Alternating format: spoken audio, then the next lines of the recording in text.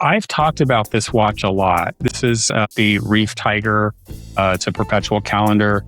It's got the rainbow bezel, the red dial. It's like super, super over the top and kind of tacky. And I just love this watch, but I broke it last year. From the time I got it, the movement felt fragile, a little iffy. And the thing I kept forgetting was, in order to set the other dials, you have the pushers on the sides. And I just kept forgetting that. And I just kept trying to pull the crown out. And I just pulled it right out. And so I thought, okay, well, great. And so I debated on, do I replace it or get it repaired? And I replaced it finally. I finally broke down and I replaced it. But it's interesting what I did, because this is the Reef Tiger, but this is the parent company, which is, I always call it Hublot. I just call it Hublot because I think it's a good name. I don't know. But this was actually the same watch. The case is a little bit smaller, I think, tiny bit, but it was cheaper. It was significantly cheaper, which is funny to me. It just doesn't say Reef Tiger on it. It says Hublot. Everything else is the same. And so I decided to go ahead and replace it. But one of the things I noticed in the specs was this said a Chinese movement and this says Japanese movement. So this is probably Seiko or Miyota.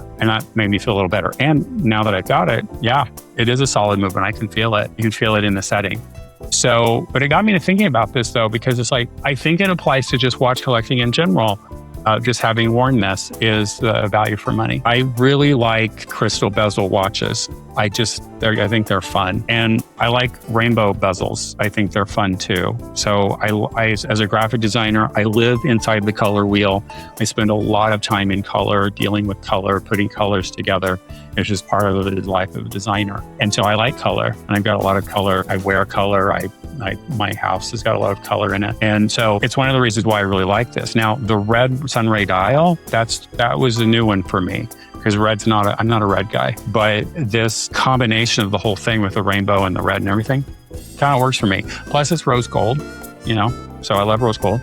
And I just thought the whole thing was just really interesting. I know it's ridiculous, but that's part of the fun. It's insane. It's just ridiculous. It just makes me laugh. I just think it's funny. It's so confidently over the top. It just cracks me up every time I wear it. But as I said, I was trying to set it and I was trying to get to the second click, and there is no second click, and I just pulled that straight out. And when I tried to, sometimes you actually can kind of work it back in and connect it. This didn't work. But ever since I got this watch, it felt fragile to me. And so it was just disappointing. The quote I got to repair this was, the best quote I got was $680. The worst one was about $900. And I paid $108 for this watch. So that wasn't going to happen, which is disappointing. It does still tick. It's just that I can't set the watch. I cannot set it because the crown comes right out. So, I just have to kind of deal with it. So I basically set it aside and said, okay, well, I'm just not going to wear it.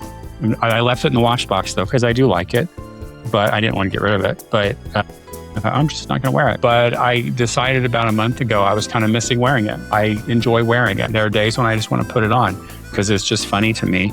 And sometimes I just need to put a laugh, I like things that are a little over the top. Some days I want a quiet watch and some days I want a really loud one. And this is one of those. But what was interesting to me was when I kind of went in and sort of went back to look at this on AliExpress to see how much it was costing. It was costing about $260. And then I found this Hublot version, and Hublot is the parent company of Reef Tiger, and this costs less. But the thing that was interesting to me is this said Japanese movement and this one says Chinese movement. Now this probably means if this is Japanese movement, it's probably Seiko or Miyota, which is a good movement, right? And I could tell when I got it today, just setting it, it feels solid like this one never did. And so that was interesting to me because this one cost a lot less. And then on top of that, I had some extra like cashback dollars on my Discover card, which cut the price in half. So this one was about $200, but I got it for $100 because I had cashback. So I did pay technically more than I paid for this one just because the price went up. But this one was like $363 or $260, $280, and this one was $200. So made it easy, right? But what really got me to thinking though was something more around the assumption that more money means better. Does it? Because in this case, it really didn't. I think it's really easy for collectors to just naturally assume that a more expensive watch equals a better watch. Now, that's probably always true to some extent when you are looking across the spectrum of categories. When you look at entry consumer compared to prestige luxury, absolutely, right? There's a very big difference. There's a difference between premium consumer and attainable luxury. There's not a big price range there. But within those categories, within premium consumer, within attainable luxury, within mid-tier luxury, there's not the level of quality kind of stops at certain price points, and then you're paying for other things. And so what are we actually paying for? And do we ever think about that? Because for the most part, across the spectrum, there's a price difference. Within a narrower band of a pricing tier, we're paying for marketing. We're paying for distribution. We are paying for branding. And sometimes we are paying for a genuinely better watch. But it's the combination of all those things. And what I think is interesting here is I spent less money on this, but I think actually in the long run, this is a better watch. I can already tell it is. It's just a better built watch. It's exactly the same watch. It's just got a different movement in it. But what I really got thinking about then, because I went down this rabbit hole, is what are we actually paying for when we make these decisions? Are we buying quality just for quality? What does that mean to us? What are we actually paying for? And how do we evaluate that? I would say, yeah, for me, I'm often looking at that. Some of my watches, I think, are really good value for money. I have a couple Bulovas, one in particular, which I'm going to talk about in the next video. It retails at $350. I think I paid $225 for it because I got it on sale. It's one of the best watches in my collection. Simple, it's elegant, it goes with everything. But it's interesting to me because is it higher quality? Well, for what it is, I think, yeah. Is quality equals quality material, or is it and build, or is it quality equal value for money? Right. Then on top of that, it's the design. Well, the interesting thing for me is especially with the Chinese homage brands, I have 3 Sugess watches. Sugess makes wonderful watches. They use Seagull movements. They always have an exhibition back. So you can see those beautiful movements, and they really are beautiful movements. I can see why they want to do that. They definitely increased or improved their quality in the last little bit, or I shouldn't say quality, their consistency. They had a bit of a consistency issue for a while. But the design part of the homage watches, I stopped buying watches from AliExpress last year. I kind of did it almost as an experiment in 2024 into 25. And then it was kind of like eating potato chips. Before you know it, you've eaten the entire bag. Before I knew it, I spent $1,700 on 11 watches. And I didn't mean to do that. It's just that one led to another and it was fun. And this was one of them. And so it was just kind of like an experiment. And I just kind of went down that road. But as I got to thinking about it, the 3 Sugess watches I have 2 homages to the Breitling Top Time and 1 to the Tudor Black Bay. What those 3 watches have done for me is really make me want the Breitling Top Time and the Tudor Black Bay. Even though these Sugess watches are great, it just kind of makes me want those more.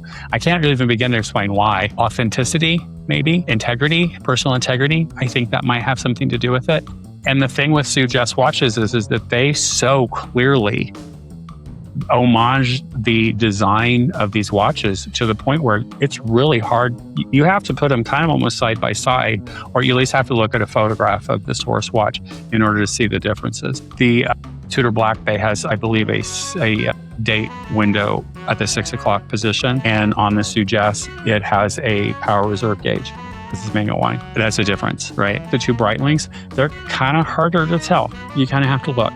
And so the design part for me it's always important to me. That's definitely what I'm buying. But because I've set aside the AliExpress experience and I'm really not doing that anymore, design is always a big focus for me. And it's something I'm always drawn to. The brand heritage, though, too. I'm not that influenced by brand heritage, to be honest. Brand equity, absolutely. But the difference between the two, heritage is history, right? Going way back. Brand equity is a different story. Brand equity is when you're buying something and you know when you bought it, it's going to work for you and it's going to be solid and it's going to last. That's equity. So I definitely buy equity. Customer support, I think, is something that some people are big on. I'm not. So far, I haven't really even expected that. I want to rely on the warranty, but warranties are often hard to prove. If something broke, they're going to do everything they can to prove that you dropped it. So, it's nice to have it, but it's not like a big deal for me. But I also think too, it's like, for me, I just have an emotional response. And what I mean by that is just like, I'll make up my mind on a watch pretty quickly. When I see something, it's like, that's it. what I have to debate isn't that I want the watch. What I have to debate is, do I want to spend that much money? And that's when I start running myself through my decision tree, if you will. But that's to me is an emotional response. I mention this frequently too, having an emotional response to our watches. I think a lot of times people comment on my videos that they're not sure what I mean by that. And an emotional response isn't that you're, I love you, you beautiful wife. It's not that, right? It's not over the top. It's just, I like that. How nice. You're wearing it and you're like, oh, this is nice. And then you forget you're wearing it and somebody says, hey, that's a nice watch. I'm like, oh, thank you. Here's like, oh, you noticed me. We don't get that all the time. And so that's what I mean by that. It's just, yeah, I like this. This is nice. This feels good. This is a nice thing. It's the same thing with like our car or something. I think men in particular, we get really attached to our car. But I think the way to think about an emotional response to a watch, when I mention that, if you're not sure what I mean, play this game with yourself. If this watch that you have that you love got smashed to the point of oblivion, it could not be repaired in any way, like you couldn't fix it, how would you feel? If one of your kids accidentally flushed it down the toilet and destroyed it, how would you feel about your child after that? Yeah, it's just things like that. That's what I mean by that. It's like thinking about it in terms of the emotional piece of it. And the thing too with brand is that there's really nothing wrong with paying for brand. I often get on my soapbox about the Cartier Tank Must because the value for money is on paper is not there. It's a stainless steel case, it's a quartz movement, and it's a mineral crystal. And it's a really small case on a leather strap. And it costs $3,600, the entry level. That's a lot of money for a quartz watch, a mineral crystal. But it's Cartier. And when you wear that watch, people know it. They always know it. So the brand part is part of it. It's just part of it. But I personally think it's worth understanding what I'm actually paying for. If I'm buying something specifically for a brand, when I was looking at 60th birthday watches, I was considering a Rolex Datejust, and I was strongly considering an Omega Constellation. And the Rolex was strictly brand. I'll admit it. It was strictly brand. The Constellation was strictly design. I absolutely love that watch. It's one of my favorite watches. And I found it for a spectacularly good deal that I'm still kicking myself for not taking, but it was still a lot of money. It was not a 3-figure deal. It was a lot of money. And, but in the scope of it was $13,000. Now you can get it for $6,000. And I thought, well, I wouldn't pay $6,000 for a watch that costs $6,000 retail right now. So why would I do that here just because it was $13,000? But I still kick myself for not getting that. But $6,000, that's a lot of money. I just can't wrap my head around that. So this is where, when I'm thinking about this, these, as I said, the decision tree and how I get to that. So this one, I should say, isn't going to replace my favorite watch. I'm not getting rid of this one. I like having it in the box. I have them sitting side by side. It's just fun.